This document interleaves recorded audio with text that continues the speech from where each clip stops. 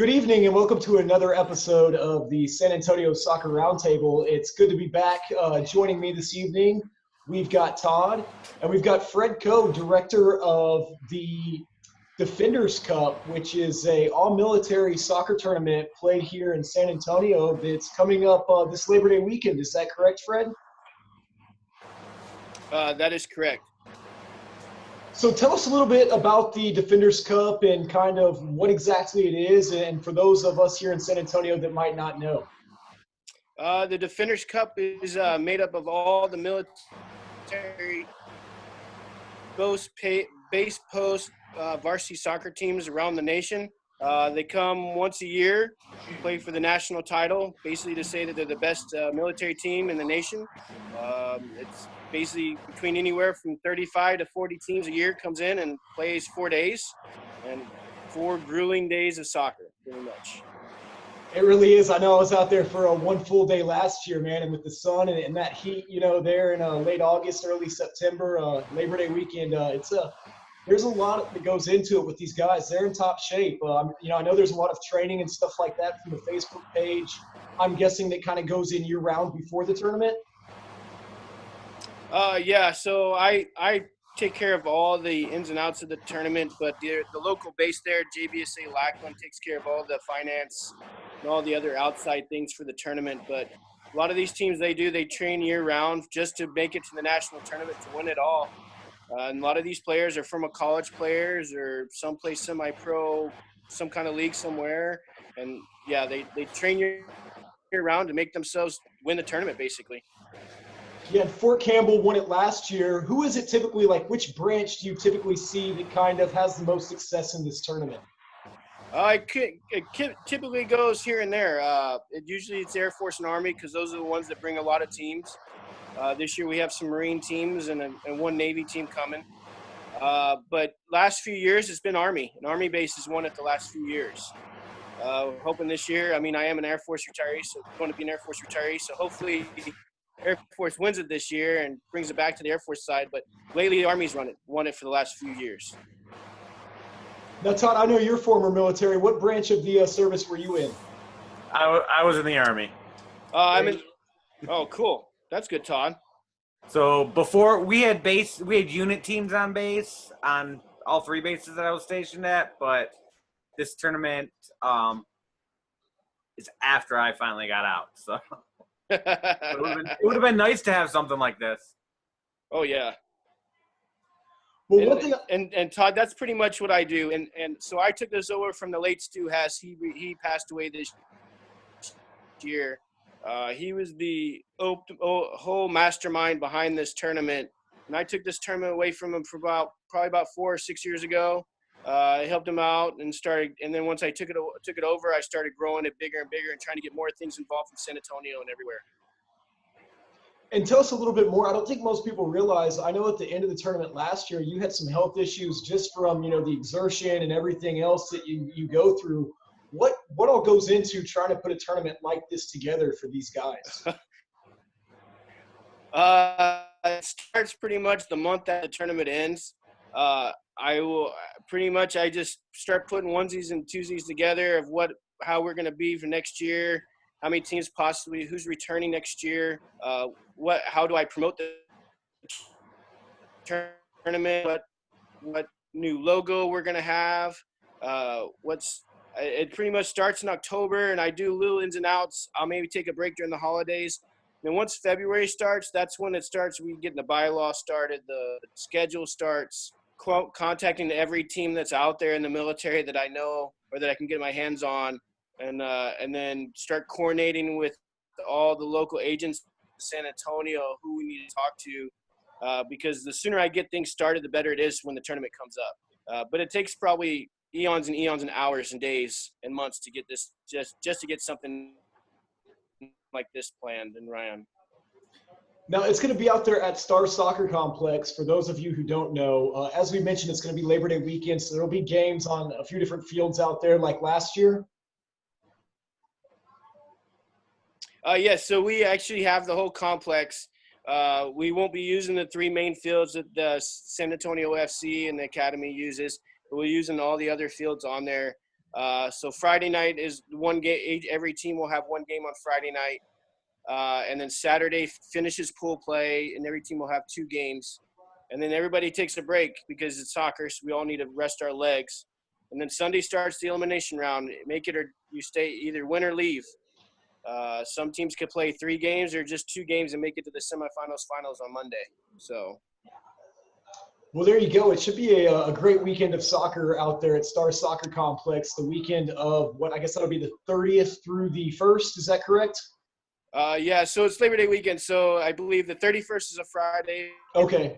And it'll be stopped on that Monday, which is I think the 3rd of September. And some of these guys are phenomenal soccer players that they play all year round and they love playing. And some of these guys play for their service teams. And so that's what we use this too, as a recruiting tool for service teams. And sometimes we have college coaches come out and recruit as well. Yeah, I saw some amazing talent out there last year. I mean, there's probably a couple guys from each team that literally could be playing for San Antonio FC or a USL club or, a UPSL club somewhere. So they're definitely very talented. Have you gotten any support or anything like that from San Antonio FC? Have they gotten involved with players coming out there and watching some of the games or anything like that? Oh, yeah. Oh, we have huge support from them. We have huge support from the Spurs Entertainment. They're the ones that actually help us out, put this tournament together to make sure we get the Star Complex and to make sure we get local vendors out there and so forth. And if San Antonio FC's in town, then they make sure they may come out and watch. They'll practice and make sure that their selves are known out there. I don't know if they're in town this year. Hopefully they are. But we get seeing the Spurs. Yeah, that's awesome that you have that support. Todd, did you have any other questions or anything like that about the tournament or just in general? No, not really. Like I said, it sounds like a great tournament. I can't wait to get out there and see it. Wish I had something like that more than just, base competitions and stuff. It's really neat. And as we kind of mentioned earlier. And that's basically what I do. Yeah, this will be. I just can't imagine those people, the finalists after 4 days, 8 matches, 9 matches. Those guys must go back to base and just crash in the barracks for a week. That's pretty much what they do. They take a week off, and then some teams have a game that next weekend. But they boast whoever wins. They make sure everybody knows who's the champion for the whole year. So.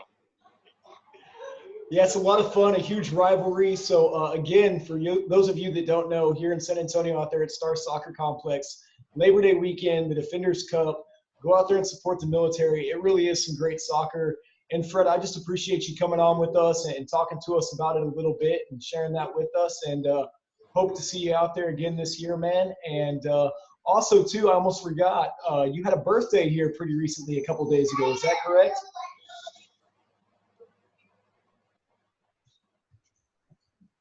Birthday, so one more year and I'm at 40, so trying to stay young as possible. But yeah, I can't wait to get out there, see you again, Scott. It'd be a great time. I can't wait to get out there and see everybody. This year I'm not coaching a team this year out there. I'm just gonna be director, so it'll be a little different for me, just walking around seeing everybody play. So well, we really appreciate you coming on again. Thank you. And we look forward to seeing you out there. We'll be sure to share all the details and stuff like that and try and get some people from San Antonio to come out there and support. But it really was a neat experience getting to see that last year and getting to meet you and learning more about this tournament. So really appreciate the opportunity.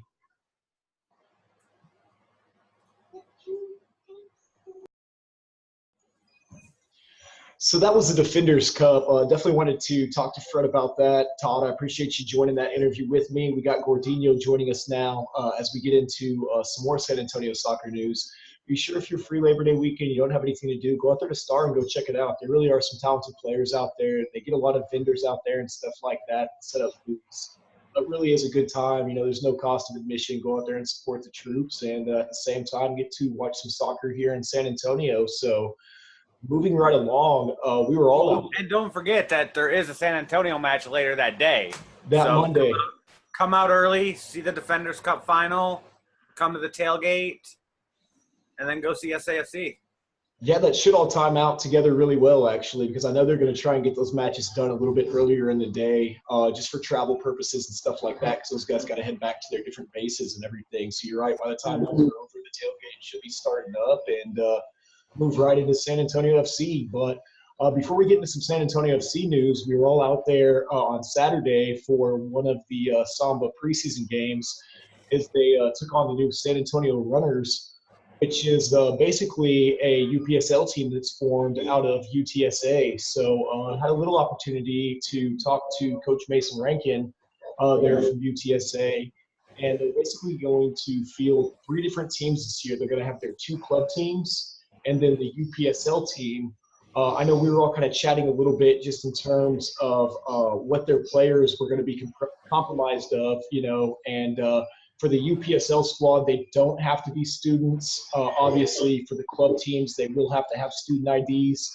But they're going to be using that UPSL team there to try and filter some of those players from the club teams on up to the UPSL side of things. I think he said they've probably got like 5 or 7 players right now that he feels like can compete at that level. But Todd, let's start with you. What were your first impressions? It's still early. It's still preseason. We saw like 3 different squads from Samba out there. What were your thoughts from the match? We went out to a few matches last season, and they only had 3 practices before this preseason, but I thought they looked really good. Obviously, they're just getting to learn each other. The 2 goals, it was a 2-2 draw. The 2 goals were scored by players that were with them last season. But all in all, the team I thought they looked really good. I thought where they are now, they could have competed against the team that played last season.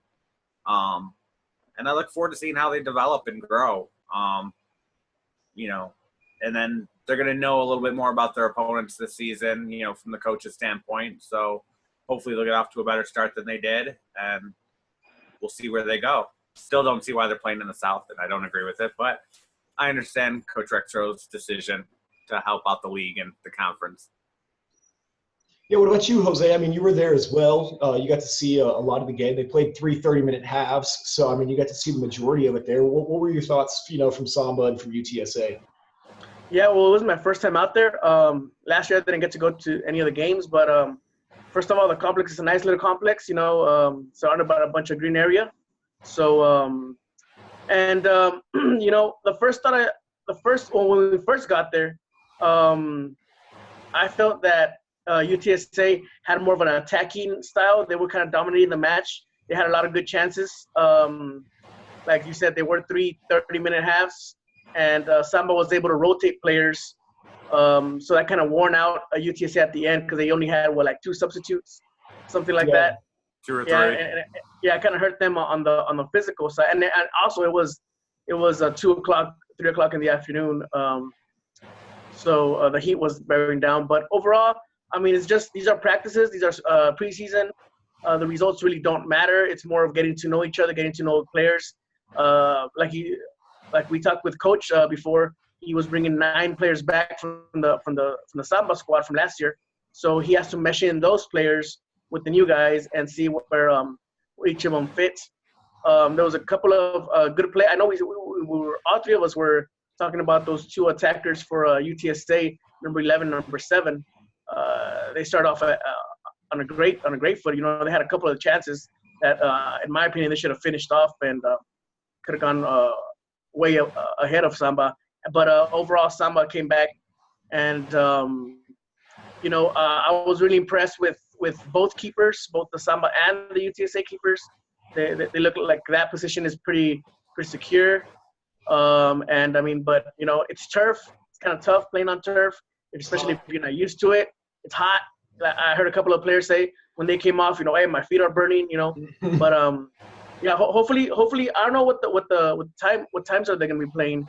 Are they playing like in midday and at night? I'm not sure. Schedule hasn't come out. Not out yet. Schedule's not out. So hopefully they're playing at night. Kind of helps with the spectacle of better play and better soccer, better fitness for the guys. So, but I mean, hopefully these 2 teams can keep on improving before the season gets here, and they both can make good runs. I know Lama plays Bernie this coming weekend, so hopefully I can go out and there see them. I think they play on Sunday. I'll try to make it out there. 7 p.m. And yeah, 7 p.m. So I want to check out Bernie, see how they're doing. Yeah, absolutely. And you mentioned number 11 and number 7. I might butcher the names a little bit, but Chirac Hitimana is number 11 for UTSA. He was actually the leading goal scorer last year for them, I believe. And Miguel Bernardo was the other. He was number 7. So, like you said, 2 talented players. This will be the 3rd year that they play for UTSA. So we kind of mentioned that they looked familiar. And, yeah, sure enough, they have some experience there on that squad. But, yeah, both looked really well. And we're going to have Mason on here in a couple weeks shortly before the UPSL season starts to talk to him a little bit more. You know, he's mentioned that trying to bring a D1 men's program to UTSA is still on his agenda. So he definitely has his sights set pretty high with what he hopes to accomplish with that organization. But I'm with you, man. I'm interested in going out and seeing Bernie play as well. We've kind of all talked, and we're all going to kind of divide and conquer and try and follow a team throughout the fall UPSL season. So I'm going to reach out to them, and hopefully we can have them on an episode as well. I mean, we're a platform for just whoever wants to come on and talk, you know, not just Samba. We love having Coach Rexfield on. He's provided a lot of insight. Last year, you know, they were the only UPSL club, but those doors have kind of opened here in San Antonio now. One thing that I did want to get into before we talk a little college here in San Antonio and a couple other topics that we want to discuss tonight, just off the cuff. But one of the things that we were discussing in the booth during the Samba match was WPSL a little bit. You know, we were just kind of talking about the poll that we had going on that a lot of you voted on. We appreciate that. But just, you know, what it would be like to have the Blossoms, whether or not we thought that they were going to return. We'll start this time, man. What were your thoughts on, you know, the Blossoms or maybe seeing the Athenians come back or just the future of the WPSL here in San Antonio? You know, the Blossoms, they're an afterthought. Season's ended. I haven't even thought about them since then. And truthfully, I didn't really think about them that much during the season because they didn't make you think of them.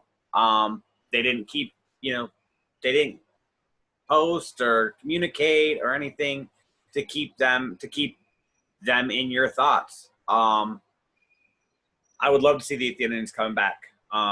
We saw Alison Fahey out at the Samba match, you know, wearing an Athenian shirt, brought back memories of last season when you'd see 1,500 people at one of their matches. 2,500 when they had that international friendly at the end of the season. Yeah, easy. They were a community oriented club, and I'd love to see them back. I guess. Hopefully the classic, the Alamo City can learn from the 2 clubs that they've seen now participate and, you know, choose the better route for their entry into the WPSL next year. Yeah, and we kind of talked about that there, you know, just the different approach that it seemed like the Athenians took with the players out doing meet and greets and selling tickets themselves and encouraging family and friends and just not really seeing that with the Blossoms. What about you, Jose? You think there's going to be 3 WPSL teams next season, or what are your thoughts on the issue? I mean, the more the merrier, right? The more chances for especially the women's side of soccer to experience a higher level of play. But, I mean, I'm not sure. As far as the WPSL that the poll had ran, I mean, it'd be great, you know, have a professional women's team, have a NWSL for the poll, right? Oh, yeah, the NWSL, yes. I got NWSL. It'd be great with the rivalry with Houston, you know. But I find it kind of difficult, especially the league is struggling. They've closed down a couple of teams here recently, and relocated a team. Yeah, relocated a team. I mean, it's just I think there's too few. I think more teams need to pop up to help, like the UPSL. The more teams there are, the better because it facilitates travel, and that's a big part of where money gets spent. You know, travel and staying, hotels and all that stuff. But I love it. I would love it, but I really don't see it happening. At least not here in the next 3 to 4 or 5 years.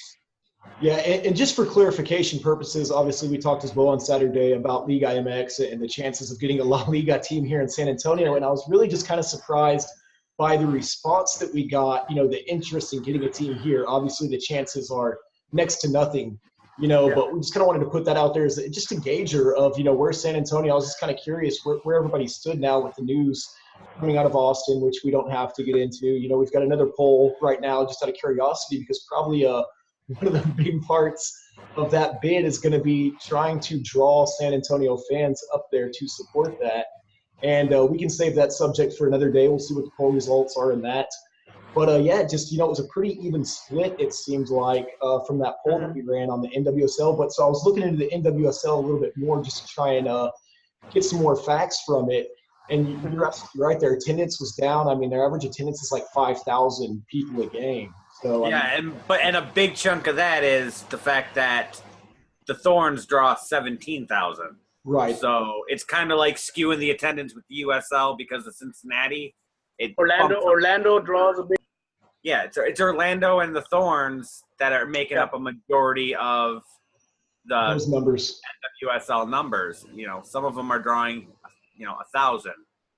Well, and you look at their salaries and stuff like that too. And I mean, again, that's another subject for the EPA and stuff. It's like $35,000 a year almost for a max salary. And from some of the research that I was doing, they say that they don't disclose the figures, but basically if you were to pay a player a max, you would have to pay every other player a minimum based upon salary caps and stuff like that.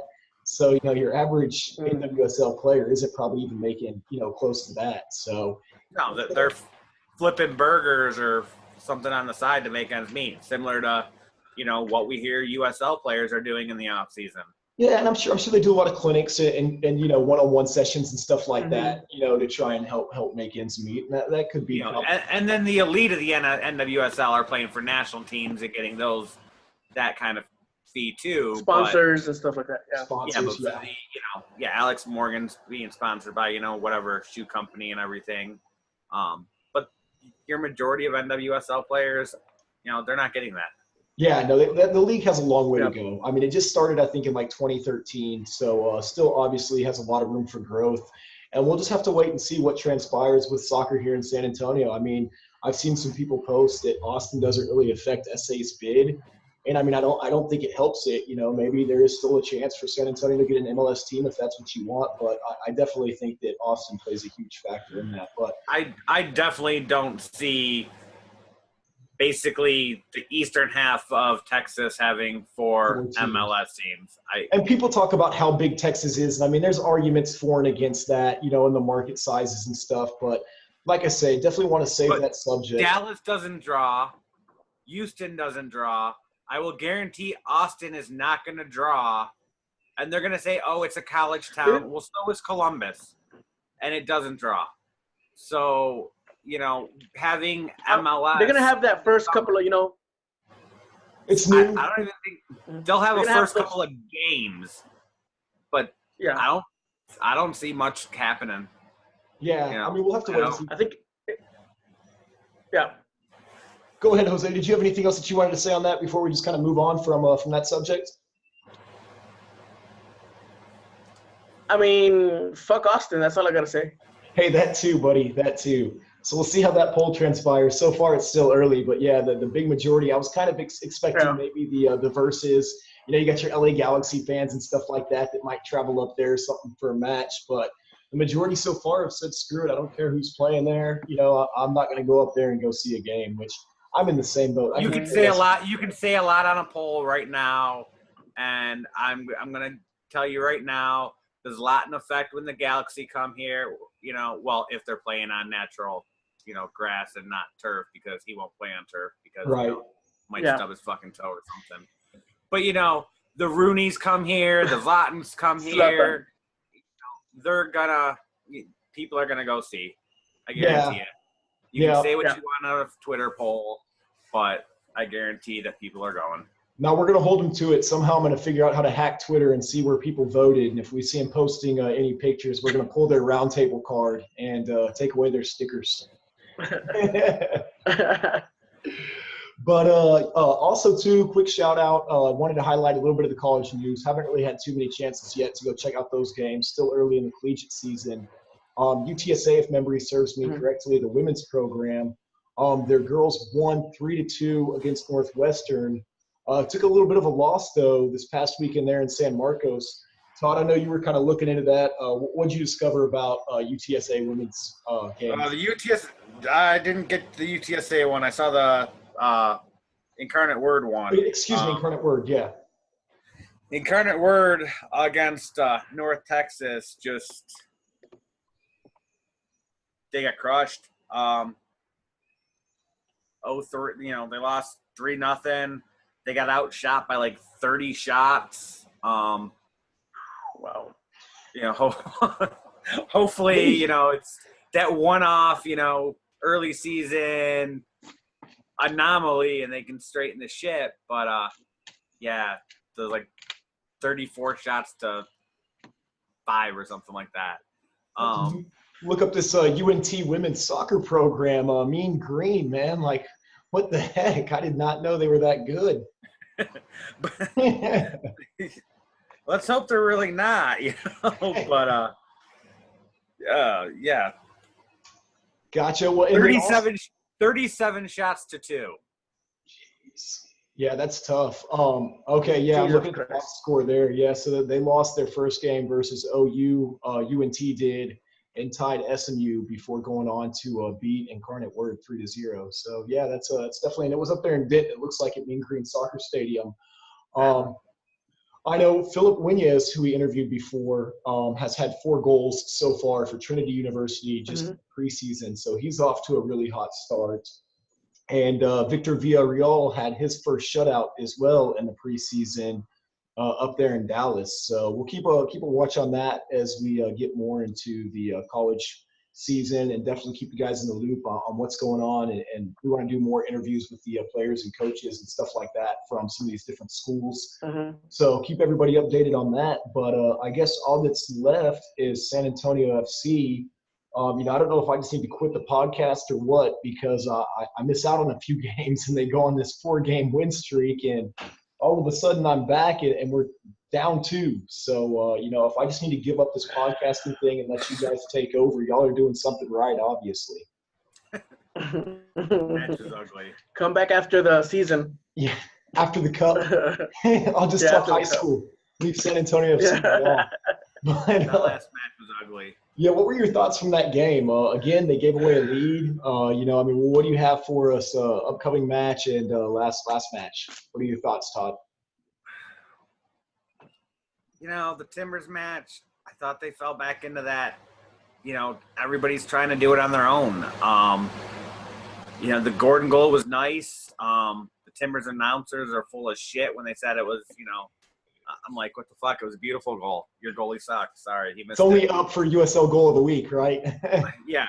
Go vote. But, it was a bad goal, according to that British twat. I thought it was a bunch of, individual play again. And Gordon's celebration kind of highlighted it for me, where he actually walked away from his teammates who were going to celebrate so he could do that stupid dance. 1, it wasn't even a good dance. So 2, teammates are coming to celebrate, you celebrate. You wanted to highlight and show off, and, I didn't like it. And this isn't the first time that we've discussed some of the after-goal celebrations. It seems like, just if memory serves me correctly, there's a little bit of disconnect when it comes to that and some of the previous things that we've discussed and stuff like that. When they played the Sounders too, I could kind of chalk that up to a little bit of the baseball field without just blaming on the baseball field. But when you see how small that pitch was and just that pitch how compact everywhere. Yeah, anywhere you look, there was like 8 players like in one spot. But with the Timbers, everybody keeps asking, what can we do differently? You shared that prediction earlier about how they're on track to finish 9th, it looks like, by about 1 point if things go the way that they did the first half of the season. Jose, do you have any idea, like at this point in the season, what we need to do differently in order to try and get the results? What did we do during that 4-game win streak that worked well versus what does it seem like we can't do again as of late? What it would have seemed to me when the win streak started, it started. We were having up and down games, ties here and there, and then so I think the guys were a little bit humbled by the way the season had been going, and they started getting these win streaks, and I think it kind of maybe they weren't as concentrated as they were these last two games, especially defensively. I think it's been very sloppy defensively in these last two games. The Seattle game, they looked lost. Those kids were running around them like if they were tree stumps, just standing there. I mean, we've talked about the lineup, Coach Powell changing lineups and whatnot. He did repeat several lineups during that win streak, and when these last two games against Seattle and Portland, he had to change it up because it was a Saturday to Wednesday game. So nothing we can really do about the lineups, but I just think mentally the guys were kind of on like on a high horse, not as concentrated as they were before. But hopefully these two losses can put them back on track and they can see, you know what, man, it's not easy just because you get four wins. It's not easy. You're in 8th place. You could be overtaken by the next team any week now. So and if Todd, man, it would be heartbreaking to come out losing a playoff spot with just 1 point difference, man. Honestly, it would be a heartbreak. But I mean, that's where this team has been all year, mid-table team. So, what I noticed in the 2 losses that was different than the 4 wins, and we talked about it even before the 4-win streak. The 2 losses, we didn't send it into the box. We didn't get those sloppy goals that, those 2 goals in that win streak that Guzman got that were, thrown into the box and just basically luck goals. An own goal. Yeah, we didn't see. You got to make chances, right? Yeah, we didn't see those chances. If you're shooting everything from outside instead of sending it into the box, your chances. Or try to run. Yeah, the whole defense by yourself. Yeah, so they changed the tactics a little, and as a result, they lost. It happens. So hopefully the next couple matches, we're entering a really hard, bunch of matches against some of the top teams, and you've seen what works and you've seen what doesn't work. So let's hope that they focus on, those things that work. Yeah, you're not lying. In theory, these last 2 games should have been the easy ones of this 8-game streak or whatever. So now it becomes the harder ones. Yeah. The Sounder one. Yeah. So, and that's the one where we look worse than Portland, to be honest. I mean, in theory, they were the easiest ones. Hopefully, it's not a predictor of what's to come here against Phoenix and Real Salt Lake and Swope. So these guys better step it up, focus, and hopefully Powell has some tricks up his sleeve. Shit, we still have the Sounders too again. Yeah, no, I mean, absolutely. So they've had a full week of rest now, so they can't blame it on a Saturday, Wednesday turnaround. But, they are going to, unfortunately, have another Wednesday, Saturday match. They've got Phoenix Rising there in Phoenix. Our very own Harry Austin is in enemy territory. We hope to get some reports from him, maybe at least a selfie with Sam Doer while he's out there. Yeah, they got Phoenix Rising on Wednesday and then coming back to San Antonio and got Swope on Saturday. How do you guys feel about RGV? Todd, are you pretty confident, as they head down there to the Valley for that match? I was confident when we played them earlier in the season, and it was a 0-0 draw. Yeah. Which San Antonio FC is going to come out and play them? Yeah. There's the big key. And that's the big key, I think, for the whole season. People want to know, when is the panic button? I mean, we went from, 4th, to where, we're thinking, okay, we finally got this. We're going to make a late run. This is the time of year to do it, to – as you mentioned, Jose, right back down to 8th again, where it's like, okay, are we going to make the playoffs or not? So, I know we're 8th, but it's tight. Those 6, 7, 8, 9, 10. There's like a point. We could a couple of points. fall into 11th with another loss or 2. Right, right. And the only reason I bring that up is because, we were talking about a little bit, is there going to be a home game? And after that 4-game win streak, it almost looked like, oh, okay, well, heck, we might have sounded stupid there. There might be a home game for San Antonio FC in the playoffs. And then, 2 games later, they just right back down. So as you kind of mentioned, it's like which team's going to show up to play, because we've been saying this all year long. They definitely have the talent, the individual talent, I feel like, to at least be in the top half of the table. But it's whether or not they can just kind of come together and gel as a team. So we'll just have to wait and see what they do tomorrow evening on Wednesday as they take on Phoenix before coming home to face the Swope Park Rangers. But did you guys have any other subjects or anything like that y'all wanted to discuss? I know this is my first full roundtable back. I appreciate you guys carrying the torch and all that good stuff while I was gone. Any final thoughts? Could you guys imagine heading into the last game of the season against RGV and it being for a playoff spot, man? Like us betting the playoff spot in the last game. You mean like 2 years ago? Yeah. That happened. Is that a step forward or is that a step backward? That's like deja vu, right? Yeah. I don't know. That Phoenix match isn't going to be easy. Phoenix has a lot of offensive power. Yeah. And we have 5 players right now sitting on, 1 yellow away from the card accumulation suspension, including, Cyprian, how'd he rack up 4 or 5 yellows already is beyond me. Him and Mikey both, man. Like we were talking about that. What is it about those guys' style of play? I mean, is there something that you see, Jose, or what is it about those guys' style of play where it just seems like they're constantly getting yellows? I think Mikey, what the problem with, well, not the problem. It's a, how do you say? It's a virtue, but it's also one of his downfalls. That it hurts him a lot. That he's so aggressive to go recover the ball when it's being lost. That sometimes and he goes straight into the play, and sometimes it looks like he's going with excessive force. Mm-hmm. But I really don't see him playing any malicious type of game. It's just hard. It's just hard to play from him. And some of these guys do the Neymar challenge when it comes to that and take dives, and it kind of hurts him. Sip, there's been times where Sip he's looked a little bit slow in reaction and has gone to the challenge late. It happens to all the defenders now here and there.